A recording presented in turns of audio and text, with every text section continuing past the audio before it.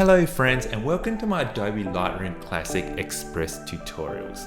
In this video I'm going to show you how to import photographs from your SD card and get them onto your hard drive so they're ready to be worked on in Adobe Lightroom Classic. So the first move you have to do is to insert your SD card.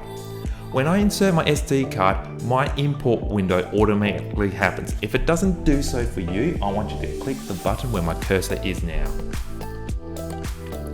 Once this import window opens, you're going to see this part of the screen.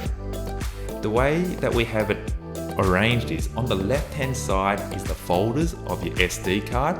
The middle displays the preview of the photographs within the SD card's folder. And the right hand side is where the photographs are going. Hence, in this example, the computer's hard drive. So, we are not going to insert all these photographs because there's a lot of them on this card, so I'm going to uncheck the all photographs.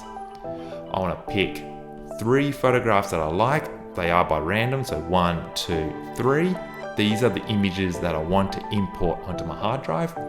Going on to the right hand side, I can confirm that's the hard drive. It's going to go into the pictures folder. I'd like to make a folder within the pictures folder, so I click this into subfolder, and I'm happy with the name Tutorial Lightroom Classic, so I'm ready to now press this import button. Once the progress has finished, you can see the 3 photographs that I've selected, and here is the name Tutorial Lightroom Classic folder. These images are now ready to be worked on in Adobe Lightroom Classic. Watch how I do that in the next video.